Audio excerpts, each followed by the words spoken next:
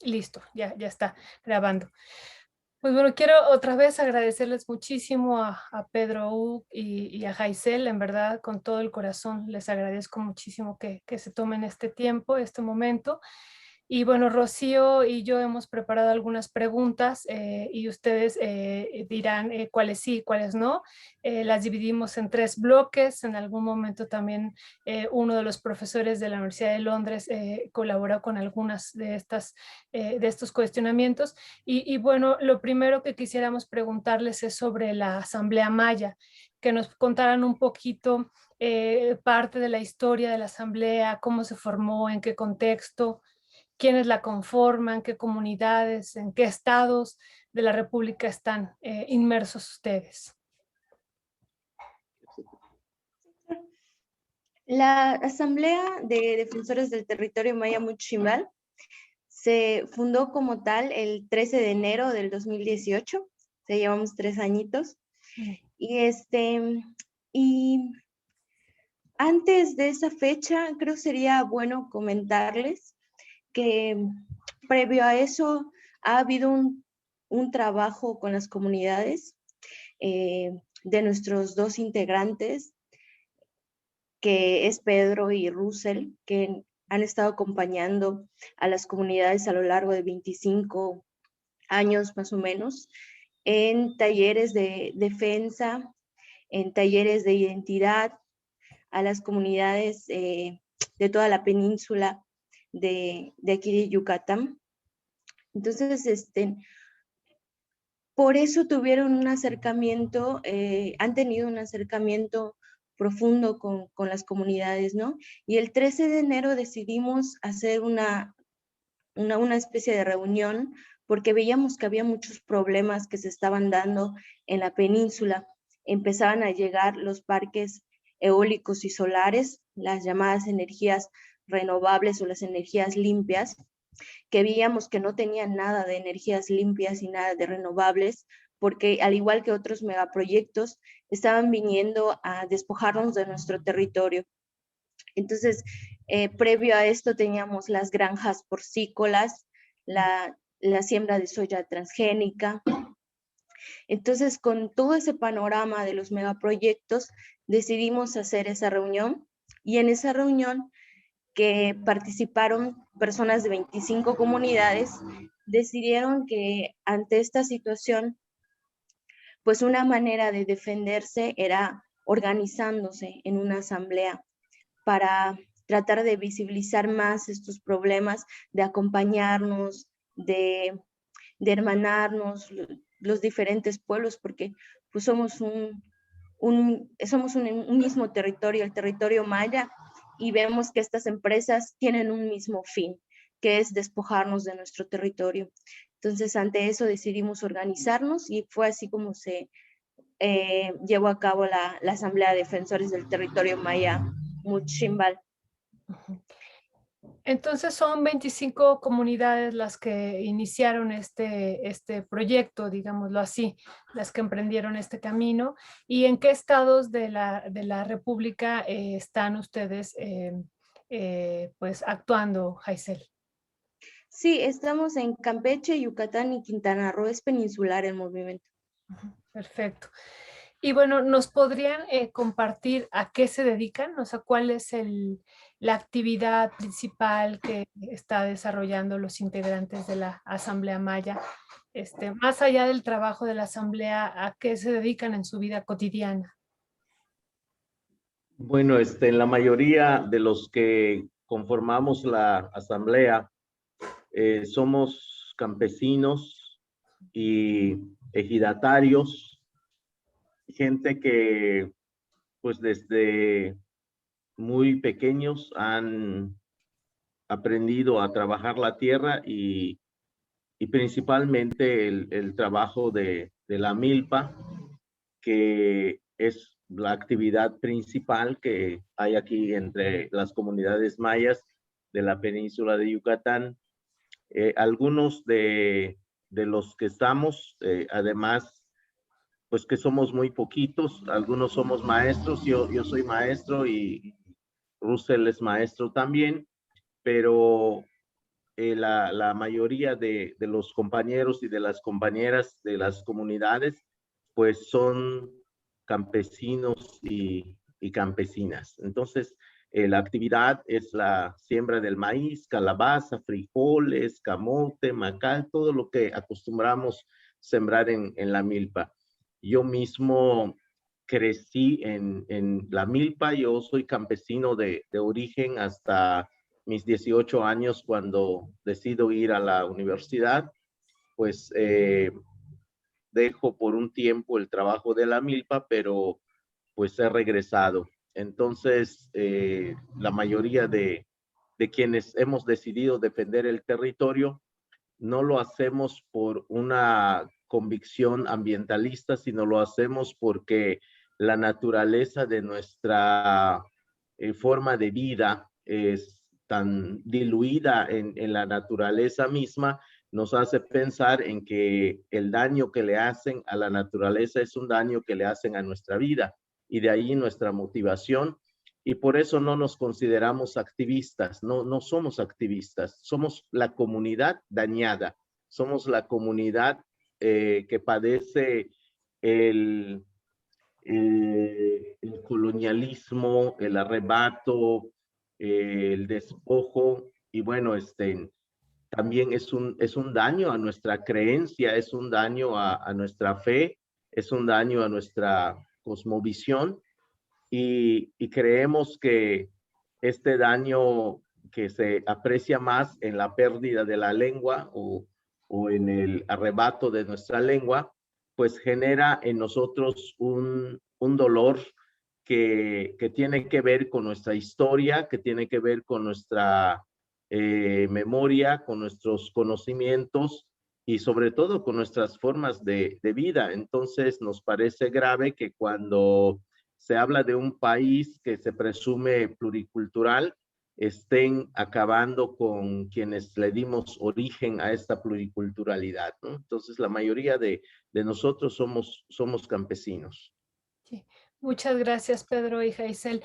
Y bueno, Eh, para estos compañeros que van a escuchar también su palabra y que están en otro contexto, pero que están preocupados, ¿no? Hemos visto pues varias preocupaciones, nos llama mucho la atención en varias partes del mundo.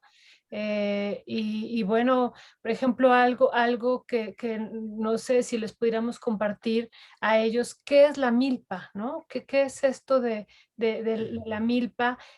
Para que ellos pudieran entender y todos pudiéramos entender y tener más claro qué es, ¿no? Digo, hay un paréntesis, ahora que empezó este debate y esta disputa fuerte por el territorio donde se va a construir el Tren Maya, pues hubo quien incluso señaló, no, la milpa ya no existe, ¿no? Y bueno, por supuesto que generó enojo, pero bueno, antes de eso, y cierro este paréntesis, ¿qué es la milpa? ¿No? Sí que bueno que lo preguntas porque hay algunas ideas de mucha gente que creo que ha expresado, no sé si con irresponsabilidad, no sé si con ignorancia o no sé si con dolo, o tal vez con las tres cosas. El asunto es que la población maya, pues por lo menos desde que yo tengo uso de conciencia, porque yo nazco y crezco en una familia monolingüe en en un lugar que nosotros llamamos rancho, que es una selva, en torno a un cenote que son comunes aquí en Yucatán. Y pues año con año mis papás lo que hacen es esto que llaman rosa, tumba y quema de un área de 2, 3 o 4 hectáreas, cuando mucho, para sembrar varias cosas, principalmente el maíz. Pero la milpa de la que nosotros hablamos no es un monocultivo, que es lo que mucha gente cree que bueno, en la agroindustria es sembrar miles de hectáreas de soya, por ejemplo, pero no nos referimos a eso. La milpa es espacio en donde sembramos maíz, frijol, calabaza, ibes, espelón, pepino, sandía, chile, cebolla, cacahuate, jícama, y una gran cantidad de cosas que nos permiten vivir. Igualmente sembramos plátano, por ejemplo, y otro tipo de árboles, ¿no? Y bueno, pues a esto es lo que nosotros llamamos milpa, porque nos genera la comida, nos asegura la comida, porque una cosa interesantísima que pasa y con la lengua maya, y es ahí donde vemos la conexión que hay entre nuestra forma de vida y la lengua, es que en maya comer lo decimos como janal, y ja inal es agua y mazorca. Agua y mazorca es comida para nosotros, ¿no? Entonces, esto pues no se puede entender curiosamente de otra manera. Es cierto que para muchos que nacieron y crecieron en la ciudad, pues creo que no tienen idea de qué es esto que decimos milpa.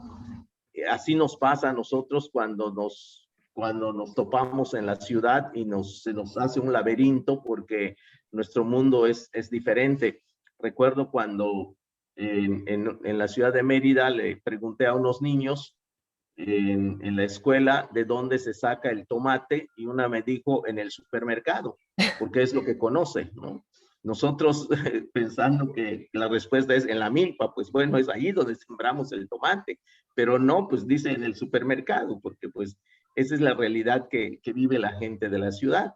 Entonces, nosotros, curiosamente, se nos hace hasta un poco raro tener que explicar la milpa porque pensamos que cuando decimos eso todo el mundo sabe de qué estamos hablando y resulta que no, porque las realidades son distintas. Entonces, la gente de aquí, pues eso hace, todavía cultiva. Es cierto que no en la misma cantidad como se hacía hace 50 años, porque la selva se está acabando y no se acaba porque se hace la milpa, se acaba por los megaproyectos, primero de ganadería que vino a invadir aquí y deforestaron miles de hectáreas hasta el día de hoy para sembrar zacate y entonces acabaron con una gran cantidad de selva. Y bueno, luego pues comenzaron a venir estos proyectos de monocultivo de soya transgénica que son miles y miles y miles de hectáreas, ¿no? Entonces, esto pues nos daña porque además en la milpa nosotros decimos que es nuestra universidad porque es allí donde aprendemos a vivir la vida y a cultivarla. Es ahí donde aprendemos el nombre de las plantas, el nombre de los animales, las plantas que curan, las plantas comestibles, los animales que podemos cazar, los animales de quienes aprendemos a hablar, porque mucho de la lengua maya es onomatopéyica y eso lo sacamos de los animales y de los pájaros que cantan. Entonces, en la milpa, pues es donde se crea también nuestra fe, se crea nuestra visión, se crean lo que pues llaman cultura. En maya no tenemos literalmente la palabra cultura, sino tenemos la palabra meatzil, que es lo que se acerca más a cultura, que significa lo que se construye, lo que se trabaja, lo que se forma, lo que se crea. Es así como decimos cultura. Y justamente la milpa es la creación nuestra, pero también es al revés.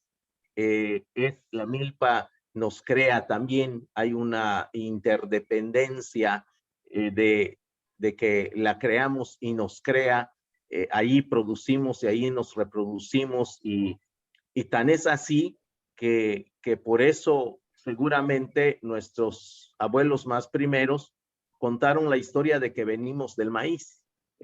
Nosotros somos mujeres y hombres de maíz. y así lo creemos, porque no podemos pensar en la comida sin tortilla. Es imposible para nosotros pensar en una comida sin tortillas, ¿no?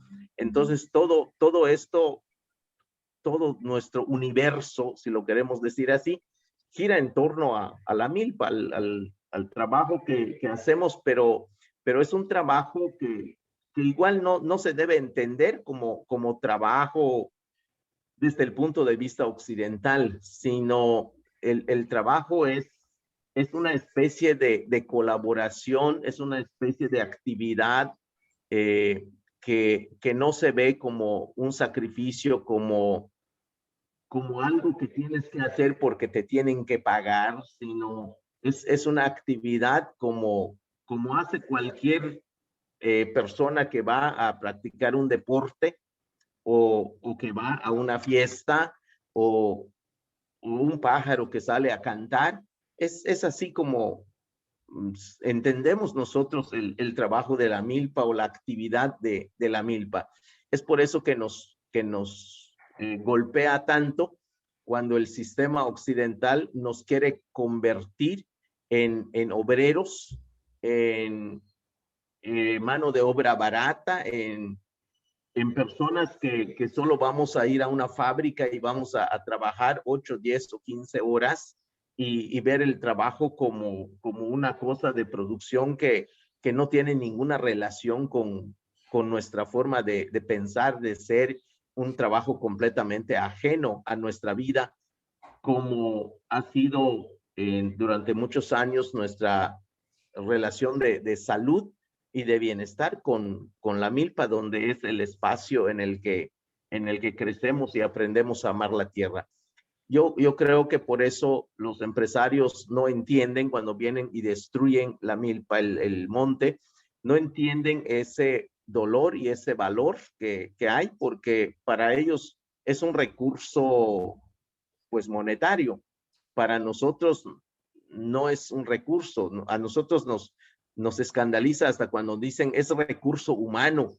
Pues, para nosotros no somos recursos, somos la vida, como toda la naturaleza, somos parte de la naturaleza. Entonces nos da risa cuando nos dicen que también nosotros somos recursos. Y bueno, es de donde nos nace el cariño por nuestra tierra, y no lo defendemos porque nos va a dar pesos, no lo defendemos porque vamos a acumular riqueza, lo defendemos porque sentimos y creemos que es parte de nuestra vida.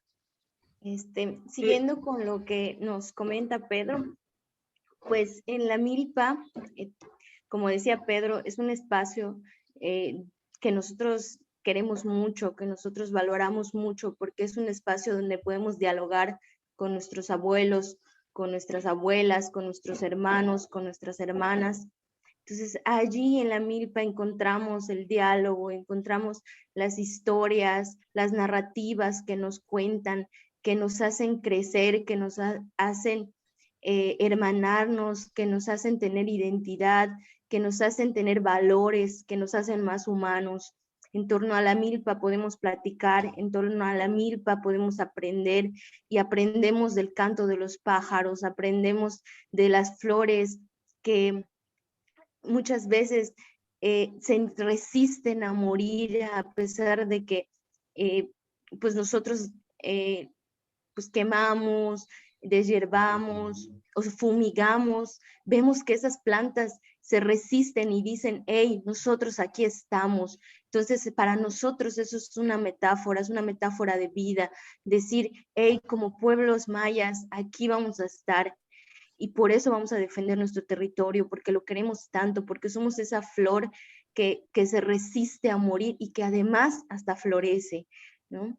Entonces, para nosotros, la milpa es un espacio de creación, es un espacio de vida, es un espacio de formación, es un espacio pedagógico. Y también lo que comentaba Pedro, es un espacio donde podemos conseguir nuestros alimentos, pero también podemos conseguir nuestras medicinas, que también podemos conseguir hacer nuestras artesanías.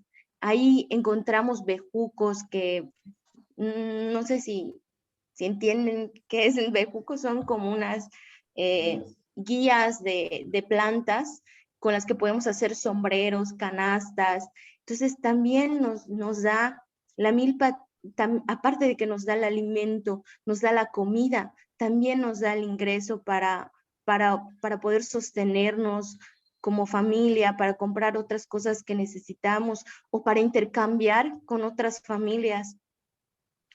Pero eso se ha estado perdiendo cuando vienen estos megaproyectos y nos despojan de eso. Entonces, ¿dónde podemos conseguir nuestra medicina? ¿Dónde conseguimos nuestra alimentación? ¿Dónde conseguimos nuestros productos, nuestras artesanías?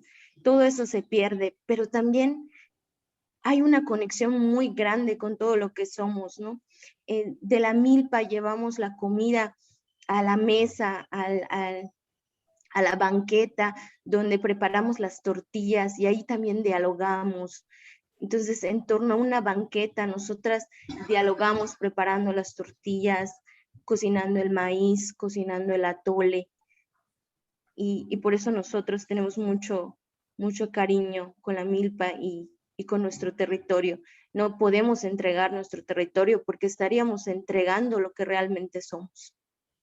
Qué importante y qué relato hacen los dos, Pedro y Jaisel, impresionante, muchísimas gracias. Y justo... Violeta, a mí perdón, a mí me gustaría hacerle una pregunta a Jaisel, ahorita que escuchaba como la importancia que tiene la milpa y bueno, ahora que mencionaba como todas las actividades, también la importancia que tiene el trabajo y el papel de las mujeres dentro de la milpa. Y en ese sentido también me preguntaba cuál sería el papel y la importancia de la participación de las mujeres en participar en espacios como la asamblea y en este caso en organizaciones y el mismo hecho de defender el territorio de las mujeres y pues también de las juventudes, ¿no? Ok, sí, nosotros como mujeres, pues percibimos el territorio como nuestro lugar más, a ver, creo que no es la palabra correcta, pero creo que es la que se podría entender como nuestro espacio sagrado, ¿no? Nosotros somos de maíz y somos de mazorca y por eso pues tenemos ese sentimiento de defenderlo. Nosotros vamos a la milpa, nosotros participamos en la milpa y así como participamos en la milpa y obtenemos de ella nuestros alimentos para nuestros hijos, para nuestras hijas, también así queremos defender el territorio, también así participamos en la asamblea, también así nos organizamos comunitariamente, participamos, somos varias mujeres que participamos en la asamblea, que tenemos un mismo fin, que es defender este espacio. Y para nosotros es sumamente importante porque nosotras vemos crecer a nuestros hijos, vemos crecer a nuestras hijas y es importante también que les demos los medios para que puedan desarrollar, pero que también no solamente para que puedan crecer con el alimento, sino que también para que puedan crecer con el pensamiento, que eso es muy importante para nosotros, que sepan que hay una madre, que es la madre tierra, que sepan que nuestra relación con la luna es de familiaridad, que no es lejana, que venimos del maíz, que podemos polinizar ese espacio y ese lugar, que a donde vayamos podemos llevar nuestra palabra y podemos organizarnos comunitariamente y familiarmente. Muy bien, muchísimas gracias también a Rocío por la pregunta. Sí le iba a decir ahorita que acabáramos este bloque si ella tenía alguna observación, entonces perfecto así, ¿no? Antes de pasar a este segundo bloque y a partir de todo lo que ustedes están comentando, Pedro y Jaisel, ¿qué sería para ustedes, aunque ya lo han manifestado, pero qué sería el ser mayas? ¿Qué es? Porque vamos a entrar ahorita ya a esta parte del Tren Maya. Entonces, ustedes como mayas, ¿qué es ser mayas? Para nosotros ser maya es tener un corazón que palpita junto con el agua, junto con la tierra, junto con el viento, junto con la lluvia, y que los valores se resumen en vivir sanos, no solo físicamente, sino socialmente y comunitariamente. El problema que hemos padecido también, y sin el afán de atacar a nadie, hemos sufrido tanto la evangelización de la iglesia como la evangelización de los antropólogos. Y nos han dicho muchas veces lo que somos y no han querido escucharnos. Y qué bueno que nos preguntas cómo nosotros nos definimos, porque los antropólogos nos han puesto dioses cuando no los tenemos, nos han puesto religiones cuando no lo tenemos, y una serie de cosas, ¿no? Y también ha habido experiencias muy lamentables de gente colonizada que tiene físicamente un perfil maya, pero tiene el corazón de transformación de cuarta o de PRI o de PAN. Entonces, tampoco eso es lo maya. Nosotros creemos que lo maya tiene que ver con privilegiar la vida, y la vida para nosotros es la salud. Es esa salud social o comunitaria. Nosotros, más que usar el término social, usamos la salud comunitaria, en donde se tiene respeto por todo. Y cuando digo todo, respeto hasta por las piedras, porque eso es justamente lo que nos hace, creo que, diferentes en la mirada con otros pueblos que no lo son. Porque, repito, el no maya viene y ve en la piedra dinero. Nosotros vemos en la piedra un hermano, una hermana. Entonces, hay cosas distintas ahí. Lo maya tiene que pasar por el buen sentir, el buen oír, el buen mirar, el buen pensar, para que así seamos de buen corazón. El valor que tenemos no está en el dinero. El valor que tenemos es pensar en que debemos ser sanos comunitariamente, sanos familiarmente. Y creemos que si tenemos una emoción o una salud sana, hay una palabra en maya que es ol, que es algo así como lo emocional, pero es mucho más que eso. Es lo que realmente somos. Si eso está sano, pues evitas confrontarte con los demás, sino buscas otras situaciones que te permiten ser mejor persona. Y ser mejor persona no significa hacerlo en lo individual, sino significa hacerlo desde lo comunitario, desde lo familiar, desde el espacio donde vives y con quienes vives. Eso es muy importante para nosotros. No puedes vivir bien si estás en conflicto con tu familia, si estás en conflicto con tu comunidad. Entonces, no puedes vivir bien si haces daño, pero tampoco no puedes vivir bien si soportas a lo tonto que te hagan daño. También eso, y es de allí donde nos nace la fuerza para defender lo nuestro, para defender la vida y la forma de vida que tenemos. Eso es, en síntesis, lo que creemos que somos como pueblos mayas. A ver si Jaisel dice alguna otra cosa. Sí, yo creo que ya explicó bien Pedro. Pues yo creo que es importante que, además de todo lo que mencionó, que es tener el corazón y la relación con la naturaleza, con esa familiaridad, porque nosotros ahí tenemos familia, tenemos padres, tenemos hermanos, tenemos tenemos todo. Entonces, es importante que también lo defendamos, que también tengamos ese corazón, porque pues hay muchos que se dicen maya, pero que hoy le están entregando el territorio a López Obrador. Y eso no es ser maya, eso no es tener corazón maya, porque los que tenemos corazón maya lo defendemos, lo queremos, lo cuidamos y somos eso, ¿no? Somos igual el territorio. Muy bien, muchas gracias.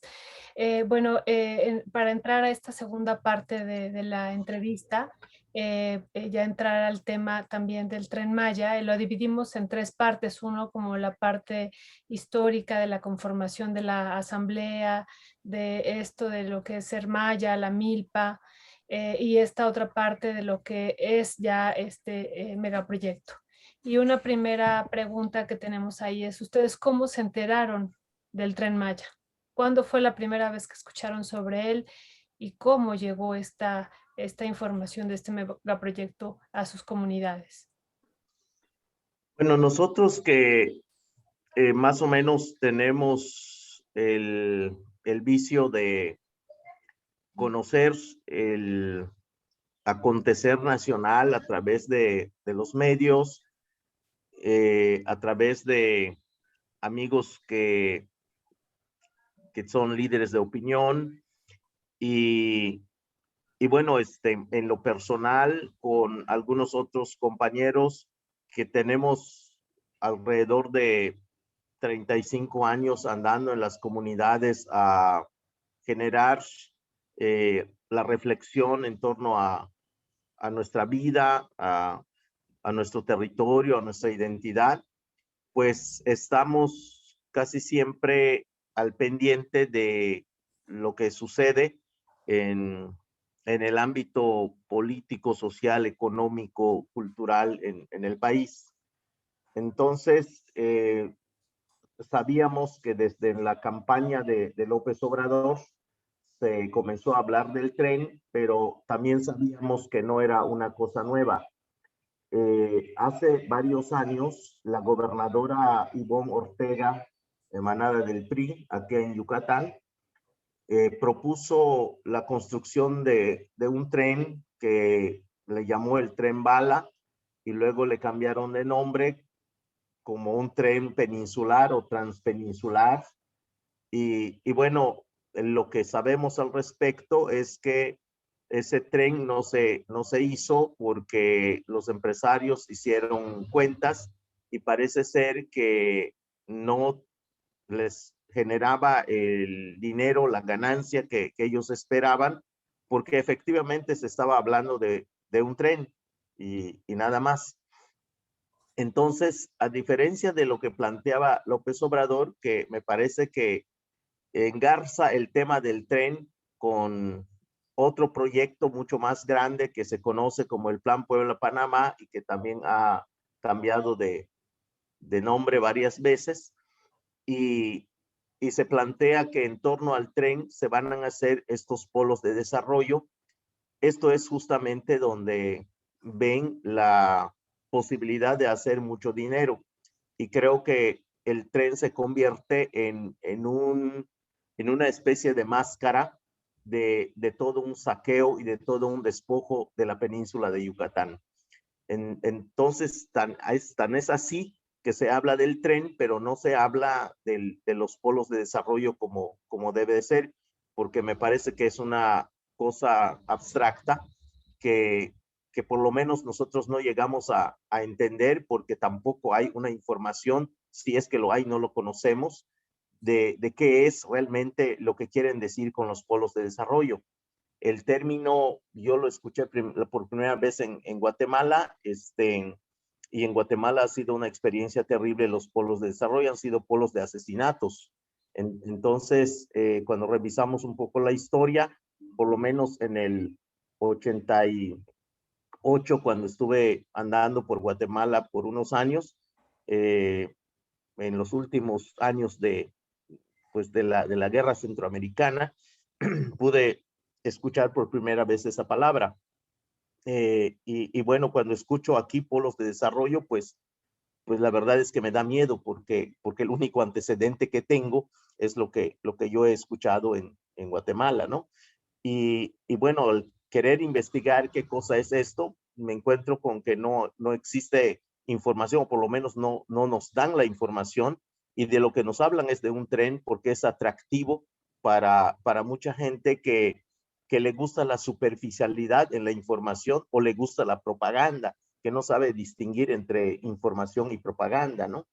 Entonces esto pues nos preocupó porque cuando López Obrador hizo el teatro de recibir el bastón de mando con la gente folclorizada y que eso también lo queremos subrayar, es estos show que hacen, no es maya, sino es folclore, es turismo, y bueno, donde le entregan el bastón de mando por sus acólitos, pues también hace una lectura de su proyecto y también se lanza a plantear entre las cosas que iba a ser un tren, ¿no?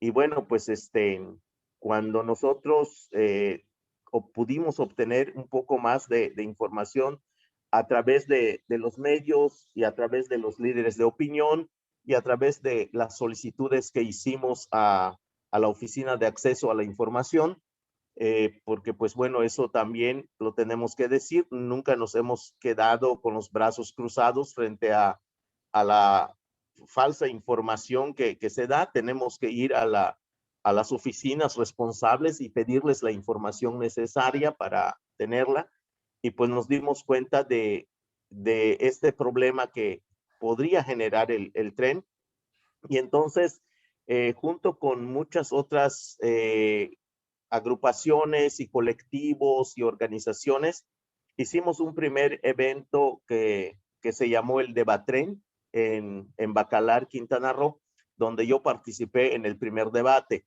Entonces ya teníamos algunos elementos y desde esa vez concluimos en el Debatren que este es un proyecto ajeno a la cultura maya por las características que por lo menos habíamos comenzado a descubrir, y que no había sido en ningún momento consensado ni discutido ni informado debidamente a las comunidades. Entonces nosotros lo que dijimos, no podemos aceptar un proyecto que no sabemos de qué se trata. Es como aplicar otra vez el tiempo de la colonia en donde le decían a la muchacha, te vas a casar aunque no sepas con quién. Lo importante es que quiero que te cases, y eso es la misma cosa que nos aplican con este proyecto. Te vamos a dar tu trenecito y hasta le vamos a poner tu nombre, le vamos a poner Maya. Pero pues, ¿desde cuándo, no? Nosotros pedimos un tren, si lo que necesitamos es otra cosa, no queremos un tren. Y luego descubrimos que solo el nombre le están poniendo, que tampoco es nuestro. Ahora ya se nos aclaró más de quién es el tren, va a ser del ejército y del narco.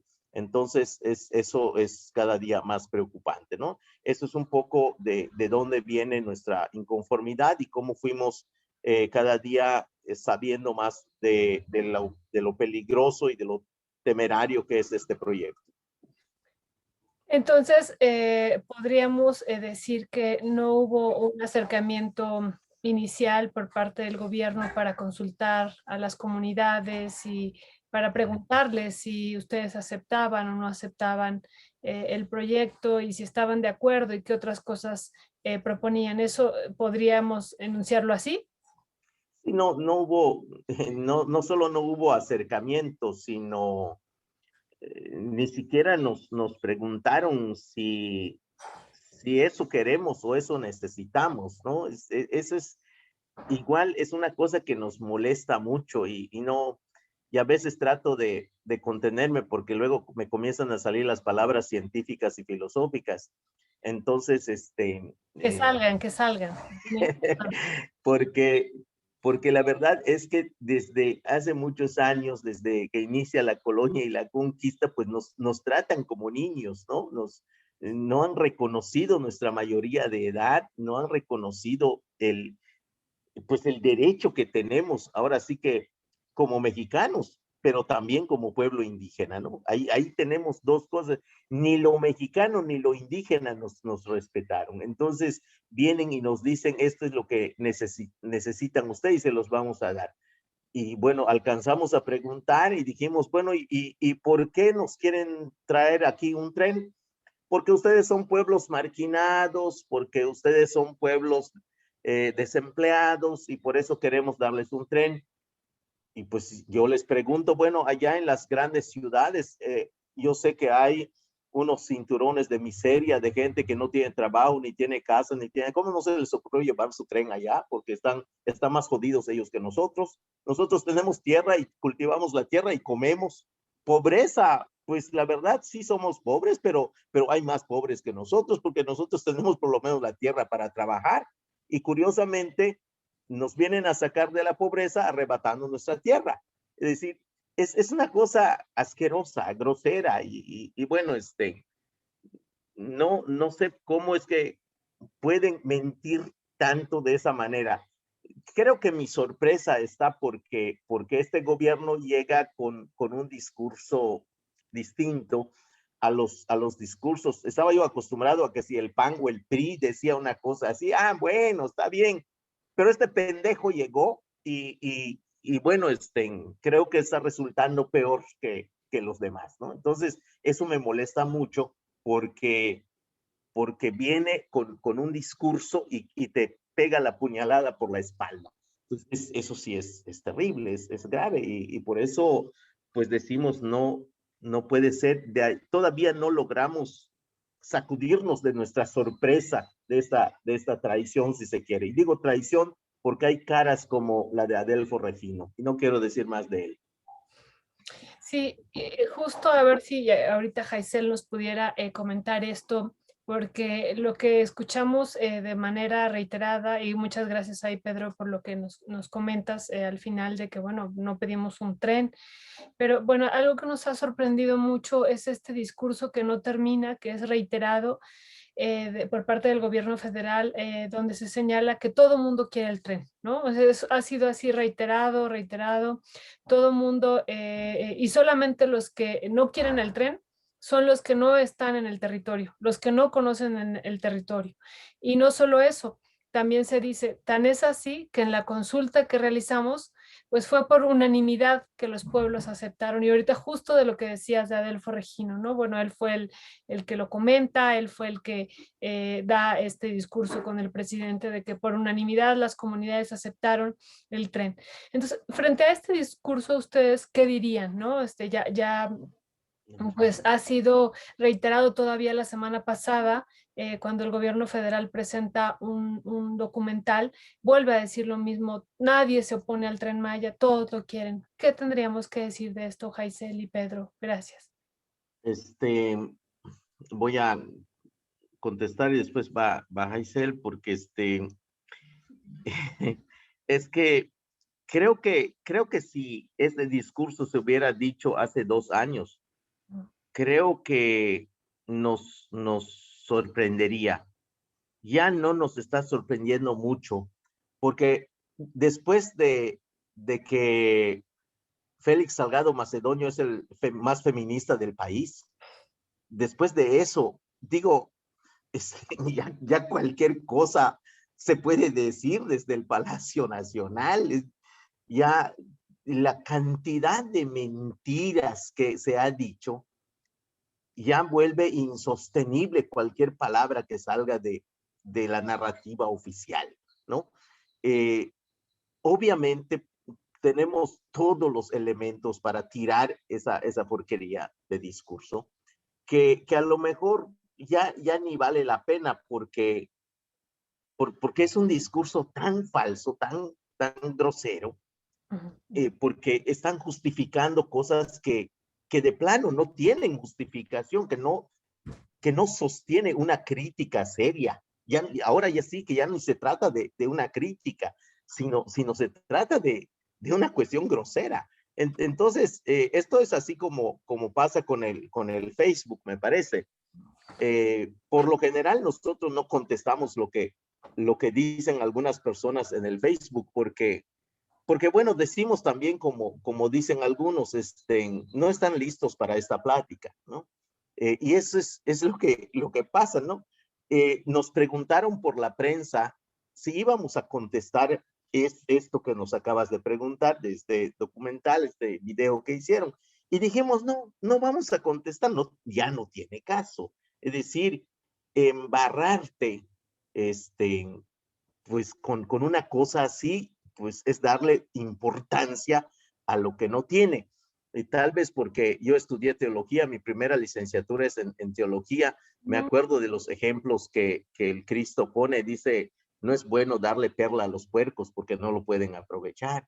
Entonces, no, no vamos a desgastarnos más en una cosa así, pero tenemos todos los elementos y claros que puede entender cualquiera, no tiene que ir a la escuela para entender este tipo de cosas que ya son en un nivel de aberrantes que se construyen como un discurso oficial. Bueno, eso.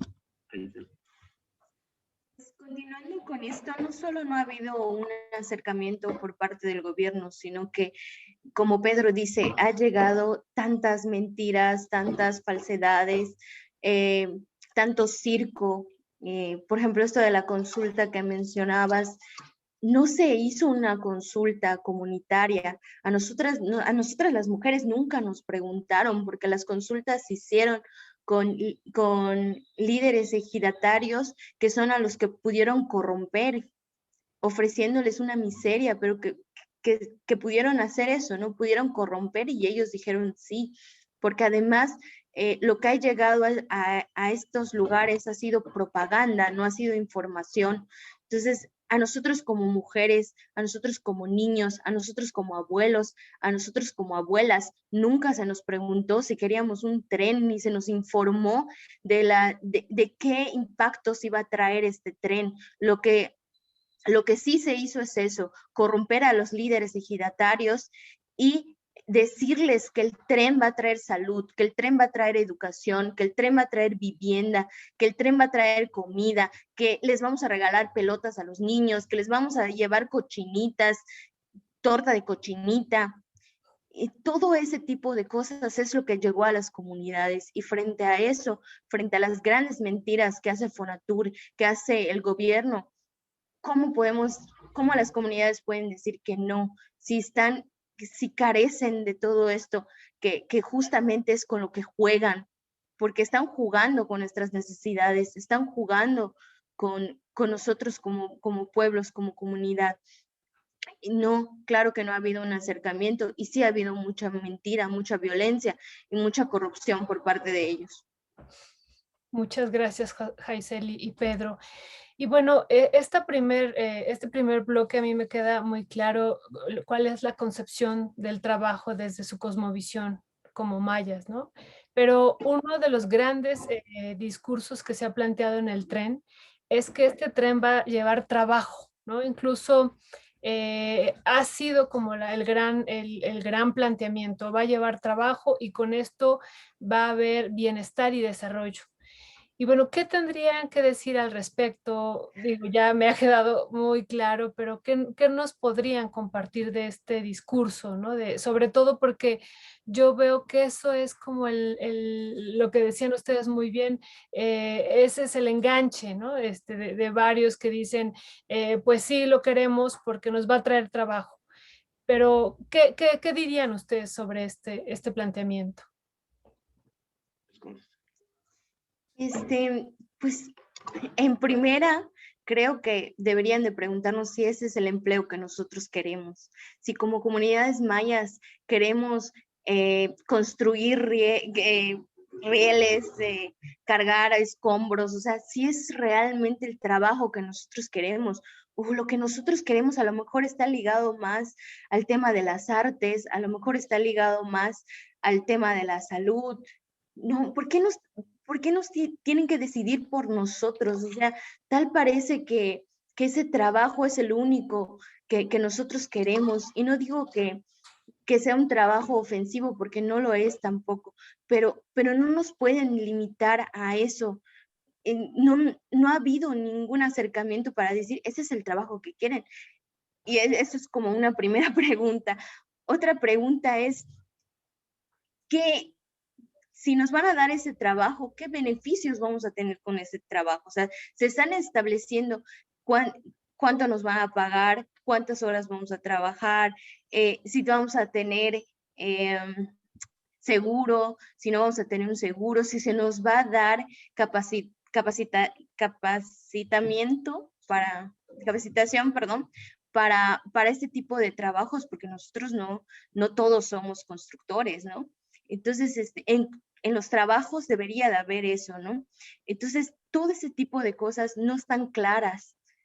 Y decir que ese trabajo nos va a sacar de la pobreza, yo creo que es otra de las grandes mentiras, porque igual hemos visto como volqueteros y como personas que han estado participando en la construcción del tren, hoy están diciendo que no se les ha pagado y no se les está pagando lo justo, y eso pues está en los diarios locales de aquí, que pueden consultar. Claro, Pero gracias. además es una burla porque cuando nos dicen que nos vienen a ofrecer empleo, no sé si nos ven con cara de flojos, que es así como siempre nos han tratado. Digo, ¿quién les ha pedido eso? Aquí entre los pueblos. La verdad es que la gente de las comunidades no han ido a trabajar en el tren, porque el trabajo que hacen es trabajo de milpa. Entonces, las comunidades no están yendo a ese tipo de trabajo. De hecho, la mayoría del empleo lo están haciendo gentes de otras partes del país. Otra gente viene de Tabasco, de Veracruz, de Puebla, de Guerrero, están trayendo gente de otras partes a hacer ese trabajo. Pero aquí las comunidades mayas, pues no están haciendo ese trabajo, porque además es un trabajo ajeno a como estamos nosotros acostumbrados. Yo, por ejemplo, que doy clases de lengua maya y de creación literaria en lengua maya, pues ¿dónde me van a dar trabajo en el tren? ¿No? Digo, eso es trabajo que yo sé hacer. Y el tren no me ha dado un trabajo de eso. Entonces, me parece, pero además es curioso porque eso de crear empleos en forma abstracta es un versículo, me parece, mañoso, porque ha sido así como la cantaleta de todos los gobiernos. Vamos a crear empleo. El chiste es que dejen de decirlo en abstracto y lo digan, pues concretamente. Por ejemplo, de cada comunidad, ¿cuánta gente van a emplear? ¿Y qué tipo de empleo le van a dar? Y si le van a dar las garantías de la ley. ¿Y por cuánto tiempo? Si son empleos temporales o son empleos permanentes.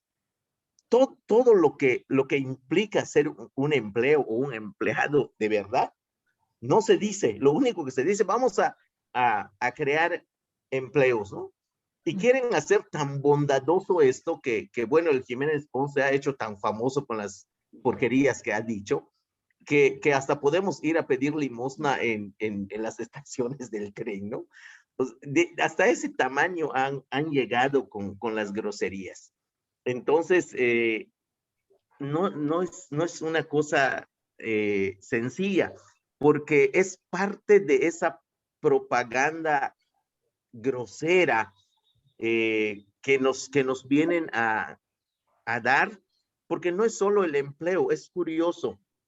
Aquí cuando vienen a lo de las famosas consultas, pues lo que hacen es desgranar una lista de beneficios que va a traer el tren, pero curiosamente ningún perjuicio tiene, ningún impacto negativo.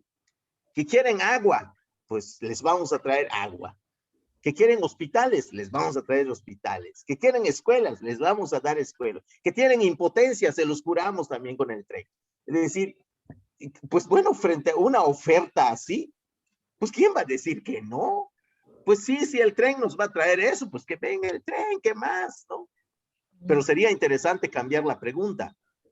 Sería interesante preguntarle a la gente qué quieren primero, que resuelvan sus problemas sociales de salud, de economía, de escuela, de educación, ¿quieren eso y después el tren o quieren primero el tren y después eso? A ver qué van a contestar.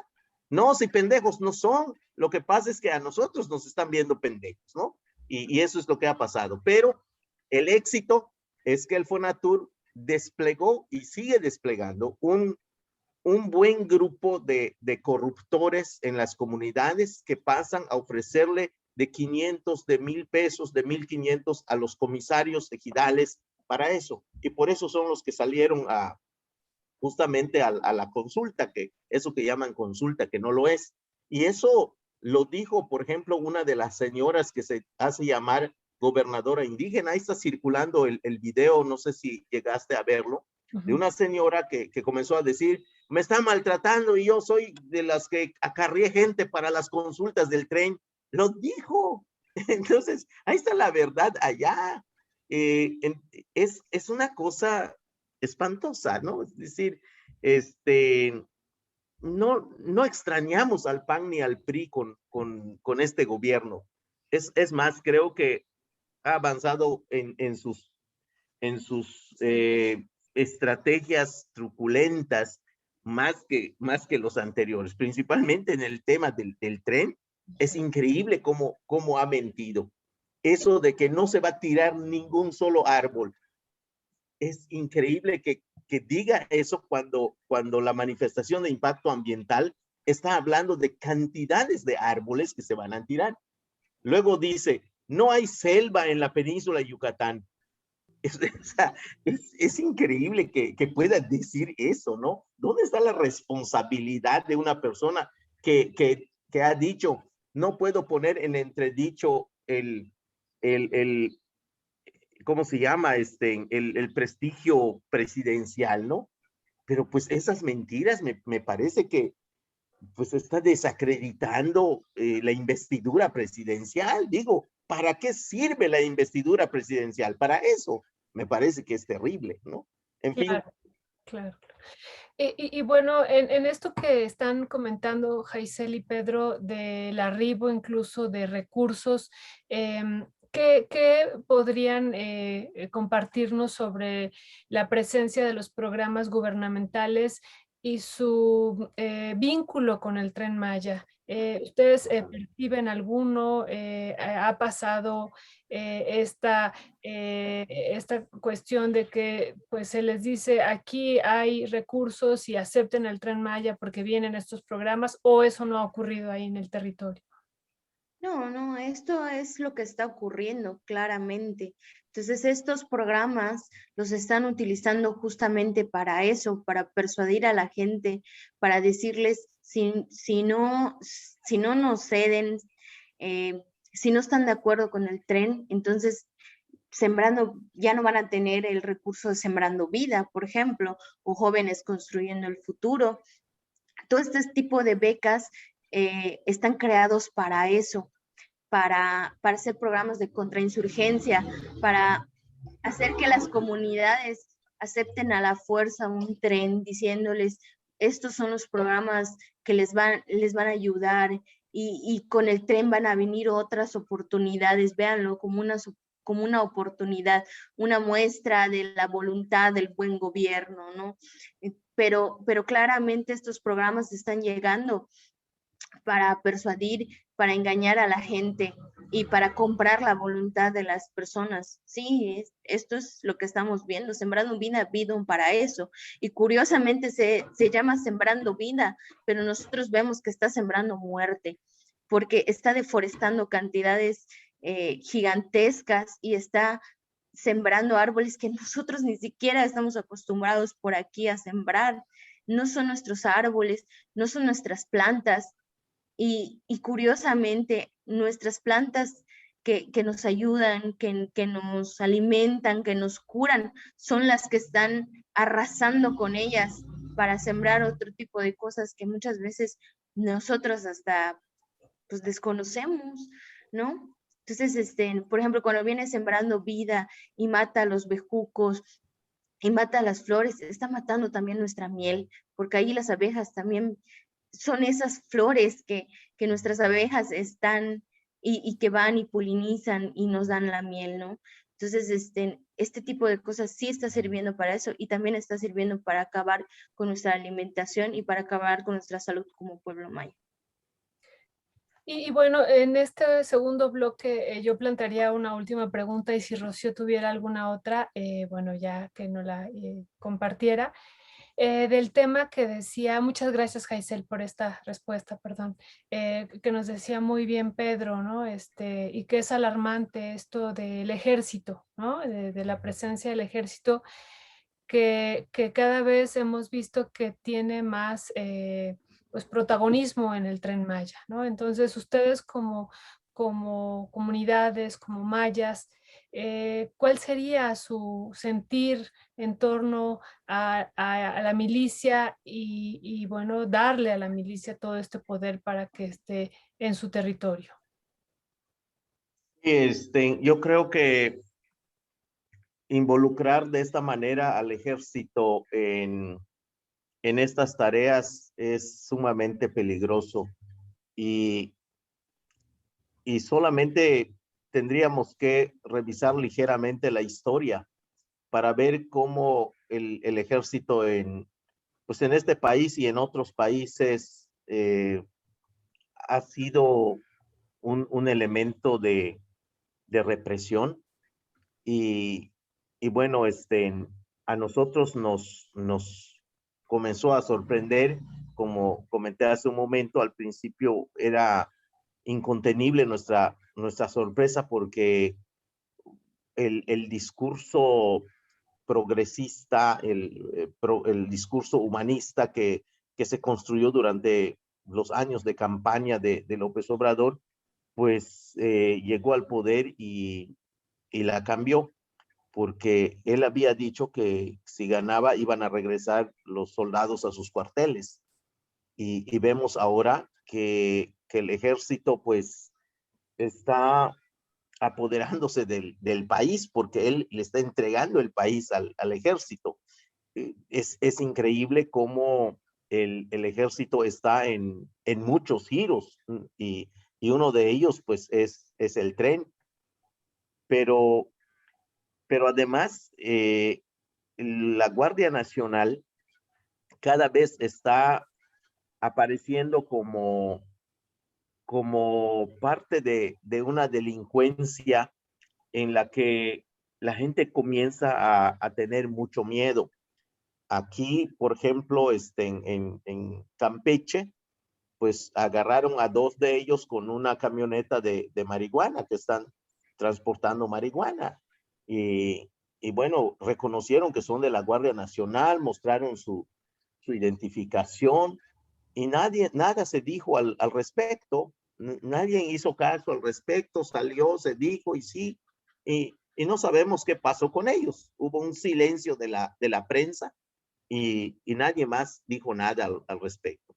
Ahorita, antes de entrar a esta entrevista, estamos viendo cómo en Cancún están levantando a ciudadanos, los están llevando a las salidas de la ciudad, los están golpeando, los están asaltando por la Guardia Nacional. Y, y bueno, hay toda una violencia pues al estilo del crimen organizado, ¿no? Solamente que con uniforme de la Guardia Nacional, que están haciendo este tipo de cosas. Entonces, militarizar el tren nos parece una cuestión muy peligrosa en el sentido de que no sé si es una advertencia o es una amenaza, porque principalmente donde van a construir es ese tramo donde no hay vías, donde no ha habido vías. Entonces, allí, paradójicamente, Jiménez Pons justifica la presencia del ejército porque dice que está allí células del crimen organizado, de los narcotraficantes. Entonces, me parece curioso que no decidan combatir al crimen organizado y poner un tren y creen que con el tren, pues bueno, operado por el ejército, pues se va a acabar el crimen organizado. O al revés, o están poniéndole un tren al crimen organizado para que puedan pues transportar la droga más fácilmente, ¿no? Entonces, pues es una situación muy, muy difícil. Nosotros vemos aquí en la península un panorama muy, muy oscuro, un panorama desesperanzador. Comenzamos a tener miedo en serio con todo esto que está pasando. La policía en Yucatán y junto con la Guardia Nacional están golpeando a mucha gente, están levantando a mucha gente, están torturando a mucha gente. Y bueno, la gente comienza a tener mucho miedo de la policía porque esto de los derechos humanos, de verdad que no están haciendo nada, absolutamente nada, no dicen nada. Aquí en Yucatán la policía solo este año creo que mataron a 10 personas golpeándolos. Y la Guardia Nacional igual está levantando gente y está golpeando gente, está torturando gente. Y bueno, saber que estos van a estar frente a este proyecto, pues la verdad es muy preocupante.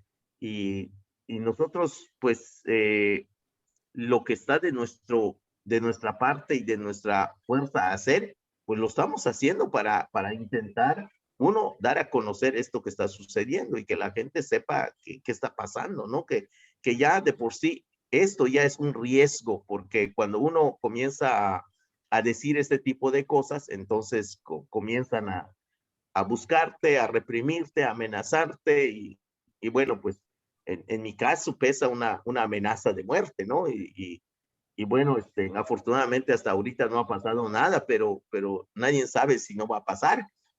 Sin embargo, pues aquí estamos haciendo lo que tenemos que hacer porque ya no se puede, esto ya no es si uno se quiere meter o no, sino nos metieron en esta dinámica y ya no tenemos salvación. Entonces, no es opcional el meterse o no meterse, sino no depende de nosotros. A nosotros nos han metido en esta dinámica, ¿no? Y bueno, el ejército, pues creo que desde nuestro punto de vista tiene más relación de entendimiento con el crimen organizado que con los ciudadanos. Y eso sí nos preocupa mucho. Eso es lo que vemos pues no en el futuro, sino ya está sucediendo. Qué duro, ¿verdad? Todo esto que está pasando, terrible. Rocío, no sé si tú tengas de este segundo bloque alguna pregunta. Sí, pues primero igual coincido con ustedes como de este asunto que se habla mucho de la violencia que genera grupos como los de narcotráfico, pero creo que también poco se habla, ¿no? De la violencia que ha generado el narcotráfico, el ejército en otros contextos, ¿no? Y que también se ha documentado. Y me parece que eso también sería importante documentarlo en esta región. Y bueno, tengo dos preguntas. Una es, hablaban un poco como de las afectaciones que justo, ¿no? Que se van a tener sobre la milpa, sobre la selva. Y otro tema también es el agua. O sea, ustedes cómo lo están viendo. Y también es un tema que a los compañeros, a las compañeras de la universidad, pues lo han preguntado bastante. Entonces, ¿cómo este proyecto va a afectar el agua, sobre todo en esa parte donde están ustedes? Y la segunda pregunta sería ya más un poco como para pasar al tercer bloque, que un poco lo que decían era, pues no queremos al tren, queremos otra cosa. Entonces, a mí me gustaría preguntarles eso, justo, ¿qué es lo que ustedes quieren? Bueno, una primera cuestión con el agua. Pues aquí en la península de Yucatán, pues no tenemos ríos, pero tenemos cenotes. Y, y el agua es pues fundamental para la vida de la gente. Ahora sí que no solamente para nosotros como comunidad maya, sino para toda la gente.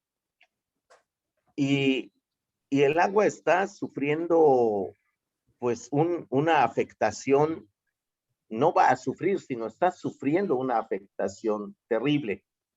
Hay dos situaciones que se están dando o tal vez tres de manera muy fuerte aquí. Uno es el tema de las granjas porcícolas. La mayoría de las granjas porcícolas, creo que de 220 o 250 granjas porcícolas que hay acá, que cría, cada una de las granjas cría por lo menos 50,000 cerdos hasta 200,000 cerdos. Entonces, sus desechos los tiran en los cenotes. Y pues imagínense la podredumbre que genera todo eso, ¿no? Y eso es una afectación que tenemos con el agua. La segunda afectación lo tenemos desde los grandes hoteles, principalmente en esto que llaman Riviera Maya, que no tiene nada de Maya como el tren. Y bueno, lo que se ha buscado en el agua son restos de cocaína. Hay una contaminación de cocaína en los cenotes que están cercanos a estos hoteles. Y hay una contaminación terrible. Un tercer daño es por el glifosato que se fumiga en miles de hectáreas de soya. Y bueno, pues este glifosato pues está contaminando hasta la leche materna, todo que está también en el agua, porque esta cantidad de monocultivos de soya, pues desde una avioneta las fumigan y bueno, ahora que vino la inundación, pues todo el agua que está todavía estancada sobre kilómetros de cultivos, pues poco a poco va absorbiendo todo este veneno que se le tira y cuando se seca, pues ahí está, ¿no? Y una última afectación es que el agua ya se la dieron a Alfonso Romo. Aquí él es el que tiene un proyecto que se llama Enerol, que está aquí a 70 kilómetros de donde yo vivo, en un municipio que se llama Tizimín. Y bueno, él encontró cenotes en ese polígono y los tapó, les echó escombros y ya les tapó cenotes y todo ese tipo de cosas. Y bueno, resulta que también a él le concesionaron creo que el 40% del agua por este gobierno. Entonces, tenemos así como un problema muy grave en el tema del agua. Es curioso porque todos los municipios de Yucatán siempre se están quejando con agua, porque en esta época en la que comienza la sequía, pues no hay suficiente agua en las casas, y los ayuntamientos pues nunca han resuelto el problema de garantizar el agua a los usuarios. Y es curioso porque además ha sido bandera de la campaña de todos los políticos en todas las elecciones. Cada presidente que hace su campaña o cada candidato que hace su campaña dice, voy a resolver el problema del agua. Bueno, eso lo escucho desde hace, no sé, 50 años. Y bueno, ahorita que estamos en campaña, lo mismo están diciendo, ¿no? Es más, uno de los candidatos me invitó para dar un discurso, me estaba pagando 10,000 pesos para que yo vaya a dar un discurso en su meeting. Y curiosamente le pregunto, oye, ¿y qué mentiras quieres que yo les diga a la gente? Las mismas que le hemos dicho, porque si les cambias la mentira, ya no te creen los pendejos, me digo, literalmente. Imagínense el tipo de gente que se sube al poder con esta mentalidad, ¿no? Entonces, el tema del agua es grave. Cada día estamos con una situación pues ya irreversible, porque los últimos estudios que nosotros vimos y que se hizo, nos dicen que el agua en la península de Yucatán ya tiene un grado de contaminación bastante alta, que si esto no se para, pues vamos a comenzar a tener enfermedades muy feas dentro de unos meses. Solo para complementar lo que decía Pedro, si con estos proyectos que ya están vemos unas afectaciones graves al agua, y muchas de nuestras comunidades están careciendo de agua. Con un tren, imagínense, o sea, con los polos de desarrollo, imagínense, o sea, porque el tren va a ser justamente para esto, o sea, va a ser para el turismo, pues va a contaminar grandes cantidades de agua. Lo estamos viendo en Cancún, como comentaba Pedro. Todos los desechos de los hoteles se está yendo al manto freático, se está yendo a los cenotes, se está yendo a las playas. Entonces, con estos polos de desarrollo se va a disparar todo este tipo de contaminación. Además de que si bien el tren obviamente va a crecer la exportación de carne, van a crecer las granjas porcícolas y por eso va a crecer también el cultivo de soya transgénica, porque es lo que sirve para alimentar a esos cerdos de las granjas. Entonces, el tren es justamente para eso y eso es lo que nos preocupa muchísimo, que el tren no solo es ese aparato que va a estar cruzando, sino que va a haber más cosas alrededor del tren. O sea, estos megaproyectos que hoy estamos viendo, como las energías eólicas, las granjas, el turismo verde, todo esto se va a hacer en grandes cantidades. Y si hoy estamos sufriendo esto, más adelante va a ser peor y es justamente lo que queremos evitar y es justamente a lo que no queremos enfrentarlos, a lo que nos estamos resistiendo. Muchas gracias, Pedro y Jaisel. Para ir cerrando y no abusar de su tiempo, que ya casi llevamos hora y media y realmente se me ha ido como agua, pero ustedes van a decir a nosotros, ¿no? Perdón. ¿Cuál sería el futuro? ¿Qué sueñan ustedes que pues pudiera ocurrir para que esto que ustedes están viviendo, que lo pueden vivir como una pesadilla ahorita o lo podemos vivir como una pesadilla, se transformara, ¿no? ¿Qué soñarían ustedes? Es que es muy difícil para nosotros imaginar el futuro porque creo que han matado hasta nuestros sueños. No vemos un futuro de vida, no vemos esperanza en un futuro porque parece ser que lo que se había pensado de un gobierno que pueda escuchar, como mucha gente se imaginó, y que esos 30 millones de votos que se le dio a este gobierno, me parece que la mayoría de la gente votó por un gobierno que por lo menos pueda escuchar y vemos que no, que ha resultado más sordo que otros. Entonces, en la península, sobre todo las comunidades mayas, no queremos ni siquiera pensar en el futuro, porque si lo pensamos, pues creo que nos vamos a enfermar antes de tiempo y necesitamos todavía dar la batalla. Entonces, está muy complicado, no vemos por dónde. En el tema, por ejemplo, de los amparos, pues pues no, ahí están ganados 4 amparos, pero el presidente se los pasa por el arco del triunfo. Apenas anunciaron que nos dieron estos últimos 3, pues 3 suspensiones nos dieron y 3 días después vino aquí a cagarse sobre ellos, ¿no? Entonces, jurídicamente, pues la tenemos complicado.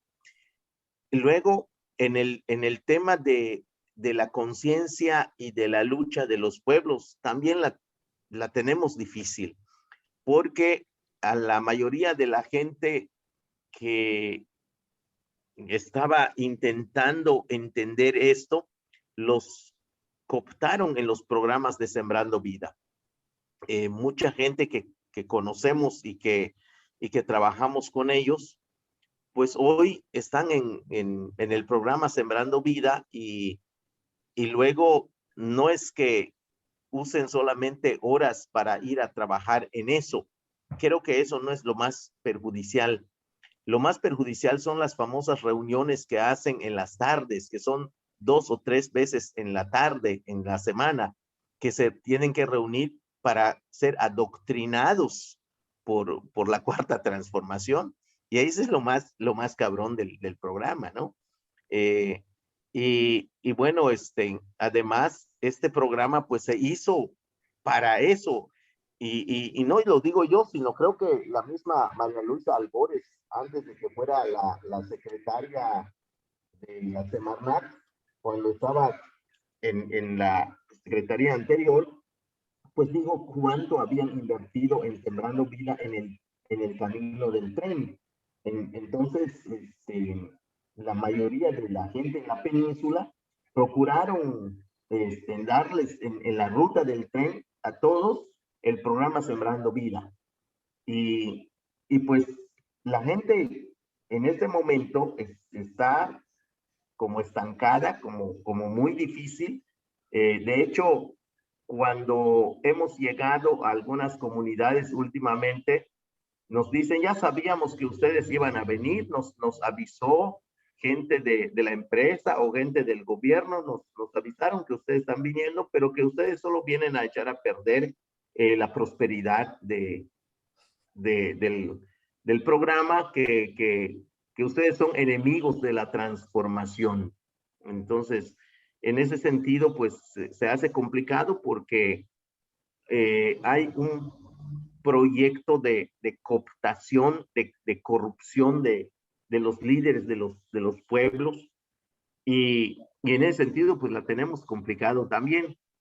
En materia informativa, pues también la tenemos difícil porque no tenemos los recursos, no tenemos los medios para hacer lo que se podía hacer, pero igual es complicado porque primero, por más recursos que uno tenga, siempre va a ser difícil.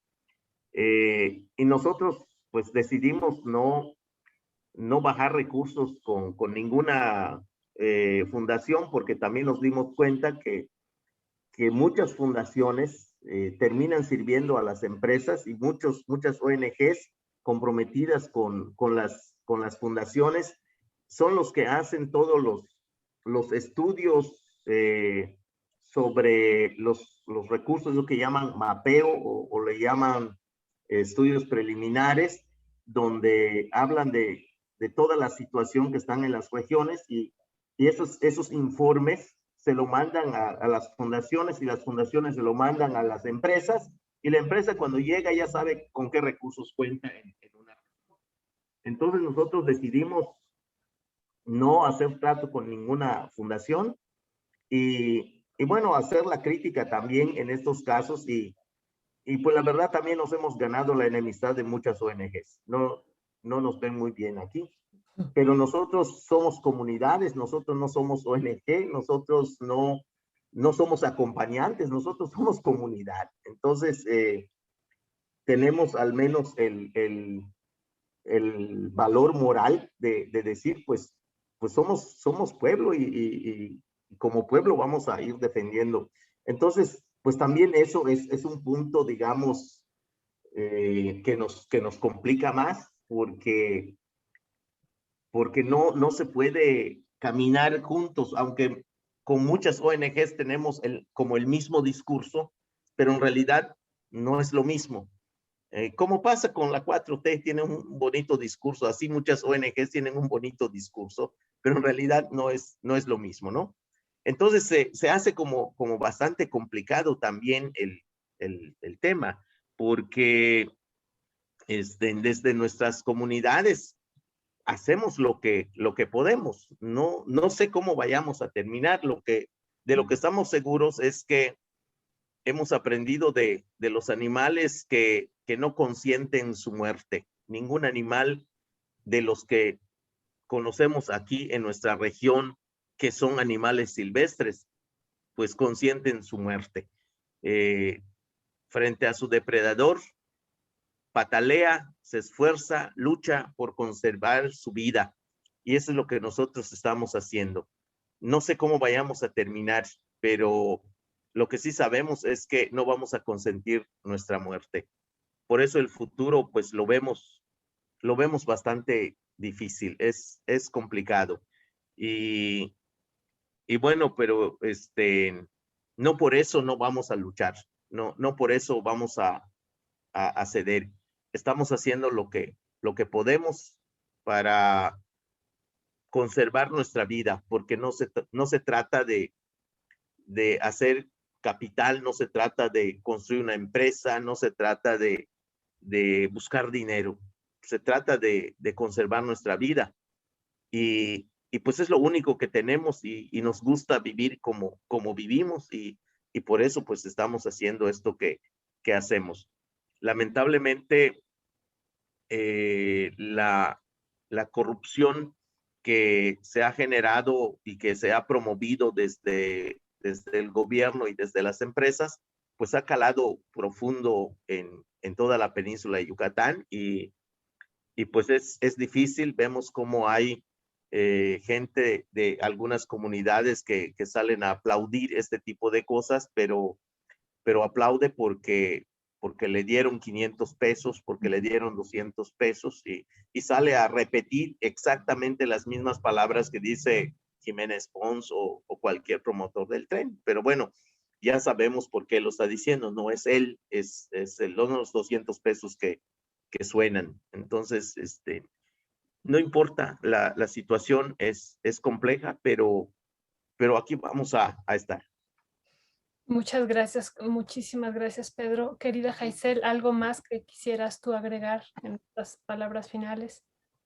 Sí, nosotros no podemos entregar nuestro territorio porque nuestro territorio es nuestra madre y no podemos entregar a nuestra madre. Nosotros lo vamos a seguir defendiendo, vamos a seguir defendiendo nuestras formas de vivir como pueblos mayas y pues hasta lo último, porque pues es este espacio donde nosotros hemos encontrado una vida plena y no vamos a ceder ante estos megaproyectos, ante los empresarios y ahora la Guardia Nacional.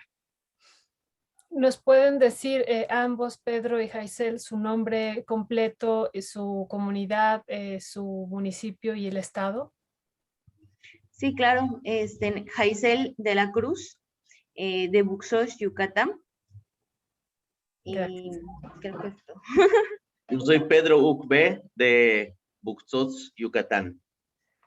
Pues muchísimas gracias a los dos, muchísimo, con todo el corazón se los agradecemos. Voy a dejar de grabar y para despedirnos, pero bueno, se los agradecemos.